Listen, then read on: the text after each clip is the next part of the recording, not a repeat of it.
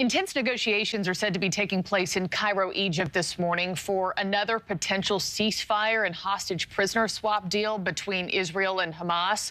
White House spokesman John Kirby telling reporters aboard Air Force One late last night that, quote, these are very serious discussions and negotiations, and we hope that they lead somewhere. Our Robert Sherman is in Tel Aviv this morning with more on this latest rounds of talks. Robert, good morning. Good morning to you, Marky. And the word from above from U.S. officials is that they keep pushing to try and generate some kind of a deal here. But of course, there's still some things that need to be worked out and still some work to be done on this front.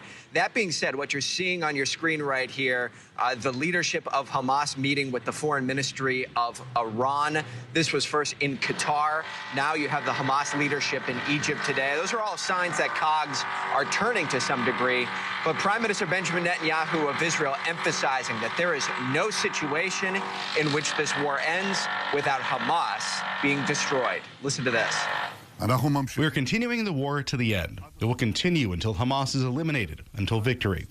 Whomever thinks that we will stop is detached from reality. We will not stop the fighting until all of the goals that we have set are achieved. The elimination of Hamas, the release of our hostages, and the removal of the threat from Gaza. They have only two possibilities: surrender or die. The Israelis insisting they will destroy Hamas before the end of this war as other world leaders raise concern over the humanitarian situation in Gaza. As these are some of the images you see coming out of the Gaza Strip, people lining up in hopes of filling their pails with soup, hoping to get food in any manner possible. You have some world leaders, such as David Cameron, Foreign Minister of the UK, saying their hope is not just to get hostages out, but more humanitarian aid in. What we want to see is a ceasefire as soon as possible, but it must be a sustainable ceasefire. It must be a ceasefire in which Israel is no longer threatened by Hamas and its rockets and its murderous activities. I think that is vital. We had very good discussions about how we can help to get aid in and get hostages out and the importance of those things, and trying to up our aid, whatever routes we use, whether it is maritime or whether it is by land. Another 165 trucks worth of humanitarian aid went into the Gaza Strip yesterday. That's up significantly from what we saw a few weeks ago. But still, you hear from aid groups on the inside of the Gaza Strip and world leaders around the globe. They would like to see those numbers higher, and they're hoping that a ceasefire or a pause would be able to do that. But at this point, we still don't have an agreement in place. Adrian. All right. Thank you very much, Robert, for that. We're now joined by the Deputy Mayor of Jerusalem, Fleur Hassan Nahum. Thank you so much, Deputy Mayor, for being with us. Where do you believe Israel stands in terms of having hope that the remaining hostages will be able to come home? You know, it's a great question, and we're all trying to hang on to hope every single day and find that light at the end of the tunnel. We do hope that the majority of the hostages that are left now, the number is over 130, are alive. We hope they're in a good condition, because many of them are elderly. We have not had any proof of life. We have had the Red Cross completely abandoning any type of responsibility towards the hostages, towards getting them medicines. We had a desperate father pleading with the Red Cross because his son has got very bad asthma. Here, take the respirator, take the inhaler so his son can breathe. And we had no reaction. And so we don't know how many are alive.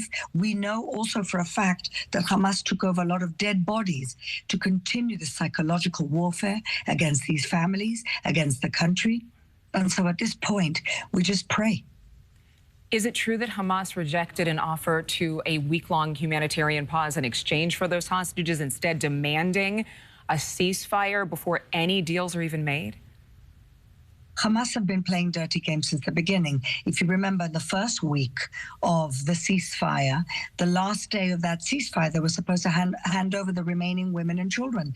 And the reason why the ceasefire didn't hold is because they refused to hand over the last women and children. Now, did they do that because they're not alive? Or did they do that because they want to play games? We don't know. But this is the situation. These are people, they're not honest.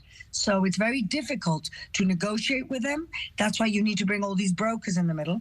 And it's very difficult to know if what they're saying is true and whether they can deliver. Yeah, well, it's impossible for Israel to negotiate with Hamas. We've seen the actual charter that says they will not negotiate with the Jewish state. Is your opinion that the military pressure led by Prime Minister Netanyahu is actually aiding in bringing more of those hopes, more of those answered prayers to life? Well, really, we didn't have a choice. As I said earlier, they were not handing the prisoners, the hostages that they said that they would.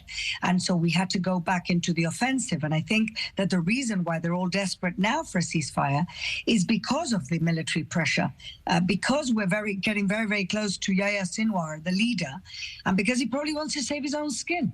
And so at this point, they're willing to talk. Why weren't they willing to talk a week ago? Especially because we've pushed them into a corner that now they're willing, perhaps, to negotiate with the hostages, about the hostages, yeah. Well, we know the IDF has made some advancements in terms of those military targets, those Hamas, rather, terror targets inside of Gaza. Deputy Mayor of Jerusalem, Fleur Hassan Nahum, thank you very much again for being here. Thank you.